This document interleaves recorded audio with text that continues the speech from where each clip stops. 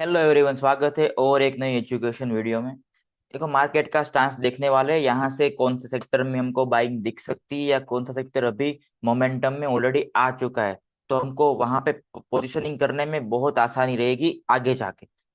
देखो, market already एक breakout zone से बाहर निकल चुका है। यहाँ पे बहुत डाउट आ रहे हैं कि स्टॉक्स वर्क नहीं कर रहे अपने, कि मार्केट तो भाग रहा है स्टॉक्स में। देखो, स्टॉक्स स्पेसिफिक मार्केट है और सेक्टर स्पेसिफिक मार्केट है अभी। अगर आप बाय कर रहे हो लोअर फ्लैग, जो मैं ऑलवेज बोलता हूँ, ये जो लोअर जो डाउन साइड की जो फ्लैग होती है यहाँ से बनती है, ये अच्छे से वर्क नहीं करती इस मार्केट के अंदर अभी। कहाँ पे है बाइंग? अगर कोई स्टॉक स्टेज टू में है या एस्टाब्लिश हो चुका है। स्टेज टू क्या होता है, मार्क मिनरविनी की बुक में डिटेल एक्सप्लेनेशन दिया है, मैं वीडियो बनाऊंगा इसके ऊपर भी। या तो फिर कोई स्टॉक किस में चाहिए, स्टेज टू में, या तो फिर कोई स्टॉक में कैरेक्टर चेंज जैसा कुछ दिखे। कैरेक्टर चेंज मतलब यहाँ पे से डेड पड़ा था स्टॉक, यहाँ से मुंह आना स्टार्ट हुआ स्टॉक के अंदर और यहाँ पे फ्लैग बन रही, यही फ्लैग चल रही है ओनली। ओके, मोस्टली ये फ्लैग में फेल्यूर चांसेस ज्यादा है। मैंने बहुत फेल होती देखी लास्ट वीक में, बहुत सारी फ्लैग फेल हुई है। मूवमेंट कहाँ पे है? मूवमेंट मोस्टली सेक्टोरियल मूव्स है स्टॉक के अंदर। कहाँ पे मूवमेंट है अभी? डिफेंस में। डिफेंस को मैं अभी टच करना नहीं चाहूंगा क्योंकि ऑलरेडी एक्सटेंडेड हो चुका है। मुझे थोड़ा सा यहाँ पे टाइम चाहिए उसको। अगर वो कंसोलिडेट करता है, यहाँ पे फ्लिक फॉर्मेशन देता है, तब मैं टच करूंगा।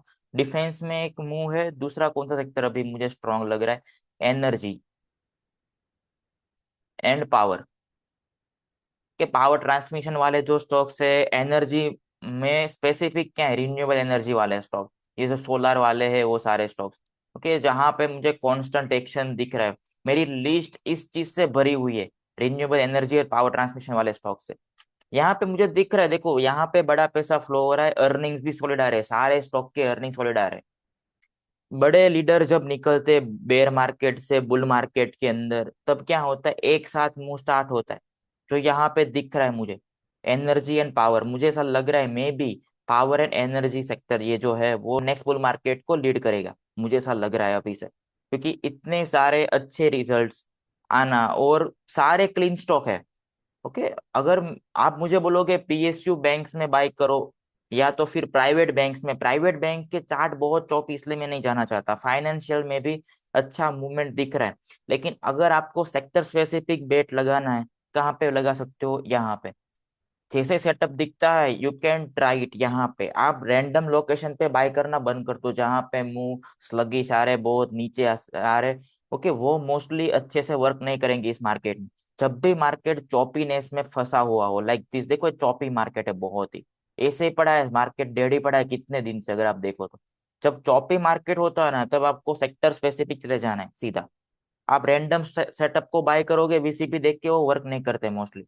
अगर सेक्टर मोमेंटम में है, वो मे भी वर्क कर जाएंगे। आर पावर ने किया, वर्क क्यों किया?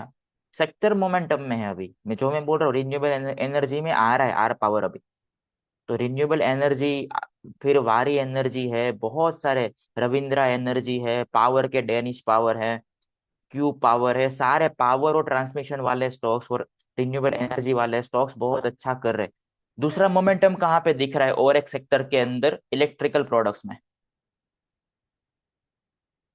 कि यहाँ पे भी जो इलेक्ट्रिकल प्रोडक्ट बनाती है जो कंपनियां, वहां पे भी अच्छा मोमेंटम अभी हमको दिख रहा है। ये अच्छी बात है। देखो, मुझे दिन या दो या तीन सेक्टर में स्पेसिफिक रहना है जब मैं ट्रेड करता हूँ। या तो फिर स्ट्रॉन्गेस्ट स्टॉक को ट्रेड करो जहां पे अच्छे मोमेंटम के चांसेस ज्यादा है। मतलब स्ट्रॉन्गेस्ट स्टॉक मतलब जहां पे स्ट्रॉन्ग वॉल्यूम्स आ रहे, स्टॉक स्टेज टू में जस्ट एंटर हुआ है, वहां पे स्ट्रॉन्ग वॉल्यूम्स आ रहे, वहां पे बेट लगाओ। रैंडम लोकेशन पे वीसीपी देख के बेट लगाओ कि लाइक अगर कोई स्टॉक ऐसे गिर चुका है और आप यहाँ पे बाय कर रहे हो, हायर चांसेस है स्टॉक यहाँ से नीचे आ जाएगा। जो रेलवेज में हुआ, रेलवेज के कोई भी स्टॉक स्टेज टू में नहीं है, सारे स्टेज वन या तो स्टेज थ्री, हमको नहीं पता है कहाँ पे, हमको नहीं पता वो स्टेज टू में आएंगे या नहीं। तो यहाँ पे ट्रेड करने का कोई मतलब नहीं है। अब डिफेंस देखो, सारे स्टेज टू में आ चुके हैं सारे स्टॉक्स, तो वहां पे पैसा बनेगा अगर आप बेट लगाते हो कि मोमेंटम ऑलरेडी एस्टेब्लिश हो चुका है वहां पे। तो मुझे कहाँ पे फोकस करना है? जो सेक्टर अभी मोमेंटम में है वहां पे। कौन से सेक्टर मोमेंटम में है? देखो, एक डिफेंस है, पावर और एनर्जी है और इलेक्ट्रिकल प्रोडक्ट्स है, और एक सेक्टर कौन सा मोमेंटम में है अभी? बैंक्स, मतलब बैंकिंग स्टॉक्स। यहाँ पे मैं क्यों बेट नहीं लगाऊंगा? इस सेक्टर के अंदर, क्योंकि इसके चार्ट इतने क्लीन नहीं है जो यहाँ पे है। डिफेंस के सारे चार्ट क्लीन है, इलेक्ट्रिकल प्रोडक्ट के सारे चार्ट्स क्लीन है, और पावर एनर्जी के भी सारे चार्ट्स क्लीन है। मुझे यहाँ पे नहीं दिख रहा है बैंकिंग सेक्टर का चार्ट क्लीन, तो मैं यहाँ पे बेट नहीं लगाऊंगा। और एक है ऑटो आंसिलरी है स्टॉक्स, लेकिन वहां पे लिक्विडिटी का बहुत इश्यू है मोस्टली स्टॉक्स में, तो वहां पे मैं नहीं जाऊंगा। बाकी अगर आप सेक्टर स्पेसिफिक रहते हो इस मार्केट में, तभी आपका पैसा बनेगा। बाकी पूरा बाहर रहो। देखो, रैंडम सेटअप को बाय करोगे पैसा नहीं बनेगा।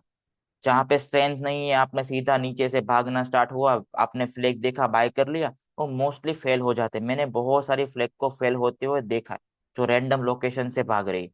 सेक्टर स्पेसिफिक मुंह पकड़ोगे, मोमेंटम के चांसेस बढ़ जाते हैं उस केस में। आई होप आपको ये समझ में आ रहा है। अगर आपको ये वीडियोस अच्छे लग रहे हैं तो चैनल को सब्सक्राइब कर दो, और वीडियो को शेयर और लाइक कर दो।